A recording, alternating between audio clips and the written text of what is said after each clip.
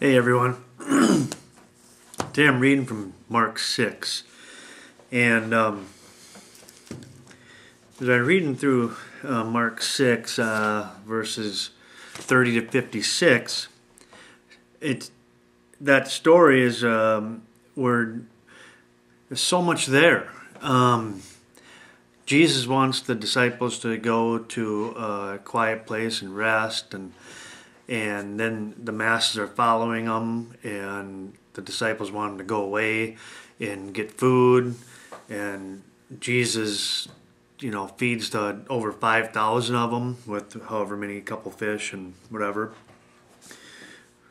five loaves and two fish. Okay, and then later on, the disciples are out on the sea, and he walks on the water, and We've all heard that story, but what hit me this morning when I was reading it that I never really caught before, because there's so much other stuff there that it's easy to go through it or pass it up. But check this out. I'm starting at verse 51.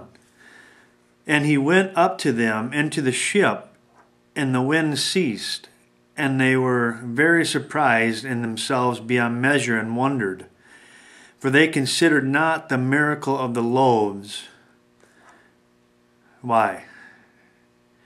For their heart was hardened. Isn't it amazing? He just fed over 5,000 people with 5 loaves of bread and 2 fish, and their hearts are so hardened that they were oblivious to the reality that he could do anything. And then he's walking on the water, and they think they're seeing a ghost, and he's got to tell them it's me. It's like they still don't get it. And it's because their hearts are hardened. And I couldn't help but think of people that hear the truth over and over and over again. And is it God hardens their heart, or have they hardened their own heart to the truth? And I have the analogy, when I used to lift weights a lot, they're not much there anymore because I don't lift much anymore, but you get this calluses built up. When I was really into it, I had big calluses all the way around over my hand, because you get more and more you go, the more and more calloused your hands get. Of course, same thing, with anybody that works with their hands, And that's kind of what I kind of envision. You see it over, you hear the truth over and over and over again, and your heart keeps getting more and more callous, because what happens, it eventually gets hard where you really don't feel that part of on your hand anymore, right? And that's kind of the vision I have of people that have their hearts hardened. They are so callous to the truth. And it can be just the reality of the gospel, or it could even be people that proclaim to be Christian but continue to ignore the truth of disobedience. And they're going to just lean on grace and stomp on grace and proclaim grace, grace, grace, without really acknowledging the fact that we are called to obedience. And that is the... Sorry, I got distracted. What are you doing, Doug? You're killing me over here. Okay. So anyway, that is what the division I had. So I'm going to just start reading this here again. Mark 3, starting at verse 1. It says, And he entered the synagogue again, and a man was there who had a withered hand. So they watched him closely, whether he would heal him on the Sabbath, so that he might be accused. So here they are, these clowns are all around, these Pharisees, and they're not going, wow, he can heal his hand, he can do that, he can do anything. No, they didn't care. They didn't care about that. They wanted to catch him and accuse him. And look what Jesus says to him. And he said to the man who had the withered hand, Step forward. Then he said to them, he said to the others around there, waiting to accuse him, he said, Is it lawful on the Sabbath to do good or to do evil, to save life or to kill it. I love that. Jesus, he is always asking a question and letting them just convict themselves with their answer. It's like they think they're going to outsmart them, and you just think you're not gonna. It's great. So, okay, and what did they do? But they kept silent. And when he had looked around at them with anger.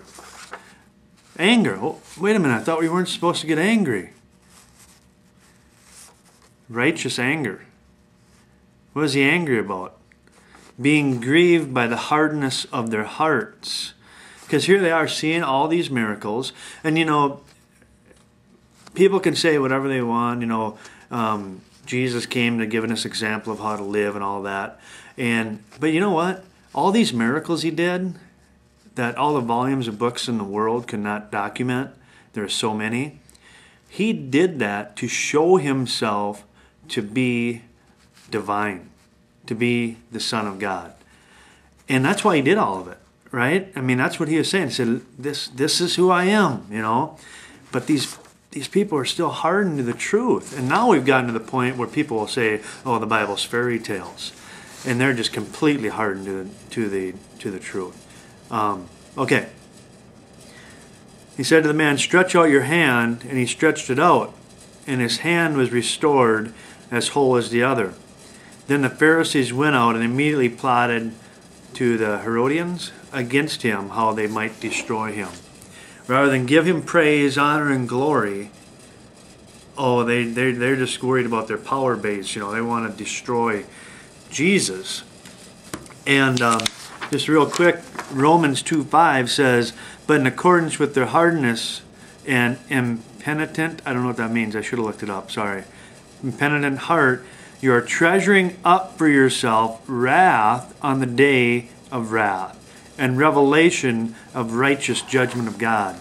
You want to continue to deny the truth and be hardened to the reality of redemption through Jesus Christ? You are treasuring up for yourself wrath. Hebrews 3:8. Do not harden your hearts as in the rebellion in the day of trial in the wilderness.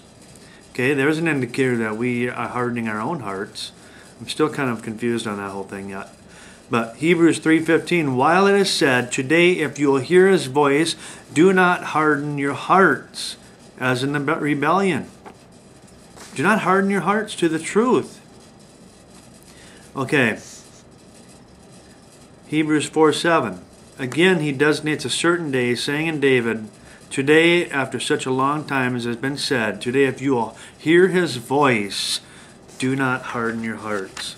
But check this out. Let's say, this one came to me as I pulled this Mark 16:14 up, that if you sincerely want to know the truth, but you're just like, I'm not buying it. It's fairy tales, like the guy that emailed me said it's just stories and that's all it is.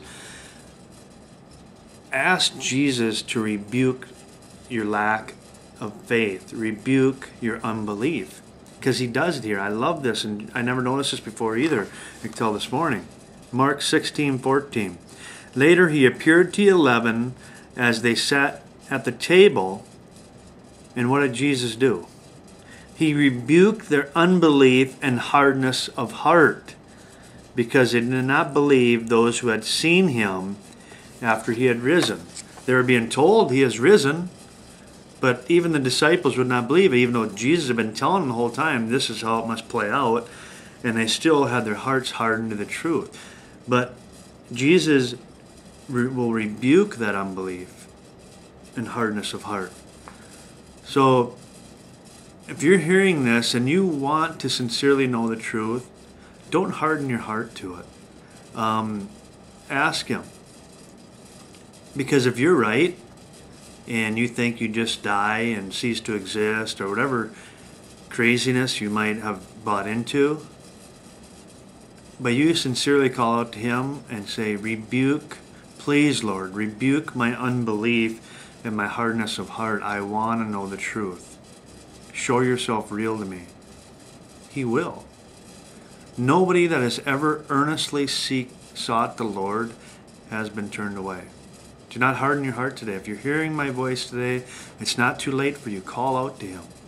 Peace. See ya.